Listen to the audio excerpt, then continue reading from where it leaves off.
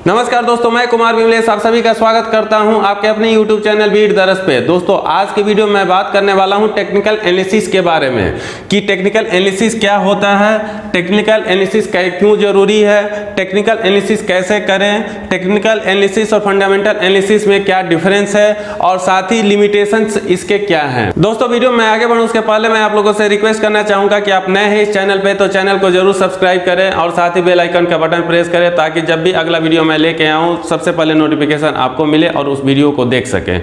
दोस्तों इस वीडियो से पहले मैंने एक वीडियो बना रखा था फंडामेंटल एनालिसिस के बारे में कि अगर कोई लॉन्ग टर्म के लिए इन्वेस्ट करना चाहता है स्टॉक मार्केट में अपना पैसा तो उसको फंडामेंटल एनालिसिस कैसे करना चाहिए, क्यों करना चाहिए। अगर आपने वो वीडियो नहीं देखा है तो मैंने आई बटन पे वो वीडियो लगा रखा है, वहां से जाकर जरूर देखें। अब जानते हैं टेक्निकल एनालिसिस क्या होता है। तो किसी भी स्टॉक के पास्ट प्राइस हिस्ट्री को देखकर उसके फ्यूचर के प्राइस का अनुमान लगाने के प्रोसेस को ही टेक्निकल एनालिसिस कहा जाता है। यानी पास्ट में किसी भी शेयर का क्या परफॉर्मेंस रहा है, उसका ट्रेंड कैसा रहा है, उसके बेसिस में उसके मूवमेंट को ट्रैक करते हुए फ्यूचर के प्राइस का अनुमान लगाया जाता है कि उस पर्टिकुलर शेयर का प्राइस अप जाने वाला है, डाउन जाने वाला है या फ्लैट रहने वाला है। टेक्निकल एनालिसिस में मेनली दो चीजों पे फोकस की जाती है, एक होता है वॉल्यूम, दूसरा होता है प्राइस। इसके अलावा जो कुछ और चीजें कंसीडर की जाती है उसमें यह देखा जाता है कि पर्टिकुलर शेयर का ओपन प्राइस क्या रहा है, क्लोज प्राइस क्या रहा है, पिछले कुछ दिनों में उसका हाई लेवल क्या रहा है, लो लेवल क्या रहा है और उसका डिमांड कैसा रहा है, सप्लाई कैसा रहा है। इन सारी चीजों को इसमें कंसीडर किया जाता है। इसके अलावा कुछ और चीजें जो कंसीडर की जाती हैं कि एक साल में शेयर का ऑप्टिमम प्राइस क्या रहा है, लोएस्ट प्राइस क्या रहा है, अभी उसका मार्केट ब्यूलिश है या बियरिश है। ब्यूलिश का मतलब यहाँ पे ये होता है कि शेयर का मार्केट अप रहने वाला है, आने वाले कुछ दिनों में उसका प्राइस बढ़ेगा, यानी डिमांड उसका ज़्यादा है सप्लाई के हिसाब से। वहीं पे बियरिश का मतलब ये निकलता है कि उसका मार्केट डाउन रहने वाला है और उसका डिमांड कम है सप्लाई के रिस्पेक्ट में। टेक्निकल एनालिसिस नॉर्मली ट्रेडर्स द्वारा यूज किया जाता है जो शॉर्ट टर्म में पैसा कमाना चाहते हैं। ये इंट्राडे से लेके एक साल तक के पीरियड का हो सकता है और इसके हिसाब से किसी भी शेयर का प्राइस महंगा या सस्ता नहीं होता है, बल्कि जो भी प्राइस चल रहा होता है वही उस स्टॉक का सही प्राइस होता है और उसी के बेसिस पे सारी चीजें की जाती है। अब जानते हैं टेक्निकल एनालिसिस आखिर क्यों करना चाहिए। टेक्निकल एनालिसिस बेसिकली हमें यह फाइंड आउट करने में हेल्प करता है कि किसी भी स्टॉक को कब खरीदना है, कब बेचना है, ये जानने में ये हमें हेल्प करता है। साथ ही ये हमें इंडिकेट करता है कि किस रेट पर इसमें एंट्री लेनी है और किस रेट पर इससे एग्जिट लेना है। Technical analysis short time frame में किसी भी स्टॉक में एंट्री लेकर प्रॉफिट बुक करने में हेल्प करता है, इसीलिए ये सबसे ज्यादा इसका इस्तेमाल इंट्राडे ट्रेडिंग या स्विंग ट्रेडिंग में किया जाता है। दोस्तों अब जानते हैं टेक्निकल एनालिसिस कैसे करें किसी भी स्टॉक का। तो टेक्निकल एनालिसिस करने के लिए बहुत सारे टूल्स और तरीके अवेलेबल है मार्केट में, लेकिन मुझे जो सबसे ज्यादा भरोसेमंद और अच्छा लगा वो है स्टॉक ट्रेंड, दूसरा है इंडिकेटर, तीसरा है चार्ट। स्टॉक ट्रेंड की अगर हम बात करें तो कोई भी एक स्टॉक का प्राइस एक दिशा में मूव कर रहा होता है और इसी मूवमेंट को स्टॉक ट्रेंड कहते हैं। नॉर्मली ये तीन दिशा में मूव कर रहा होता है। एक होता है अपवर्ड जिसको हम अप ट्रेंड कहते हैं, दूसरा होता है अगर किसी शेयर का प्राइस नीचे जा रहा है तो उसको डाउन ट्रेंड कहते हैं और तीसरा होता है जिसमें बहुत ज़्यादा फ्लक्चुएशन नहीं होता है और ऑलमोस्ट हॉरिजॉन्टल वो चलता है तो उसको साइडवेज ट्रेंड कहते हैं। इस ट्रेंड को इस्तेमाल करके हम ये समझ सकते हैं कि किसी भी शेयर का फ्यूचर में प्राइस अप रहने वाला है या डाउन रहने वाला है और उसके हिसाब से हम अपना ट्रेडिंग का डिसीजन ले सकते हैं। सपोज स्टॉक ट्रेंड में हम देख रहे हैं किसी भी इस शेयर का प्राइस अप ट्रेंड चल रहा है, उस केस में पहले हम पैसा लगा के उस शेयर को खरीद सकते हैं अपने क्वांटिटी के हिसाब से और बाद में प्रॉफिट बुक करके उस शेयर को सेल आउट कर सकते हैं। वहीं पे अगर किसी भी शेयर का ट्रेंड डाउन ट्रेंड दिखा रहा है, उस केस में पहले उस शेयर को सेल कर सकते हैं और बाद में अपने टारगेट के हिसाब से जब प्राइस नीचे जाता है तो उसको बाई करके हम प्रॉफिट बुक कर सकते हैं। और अगर हम बात करें साइडवेज ट्रेंड की तो इसमें मुझे लगता है कि कोई भी डिसीजन लेना उचित नहीं होता है है, क्योंकि प्राइस का इसमें मूवमेंट कोई बहुत ज़्यादा नहीं होता है, तो अल्टीमेटली आपको बेनिफिट भी कुछ नहीं मिलेगा। इंडिकेटर की हम बात करें तो इंडिकेटर एक तरह का प्रोग्राम या सॉफ्टवेयर होता है जो किसी भी शेयर के प्राइस और वॉल्यूम का एनालिसिस करके हमको हिंट देता है कि शेयर आगे किस दिशा में जा सकता है।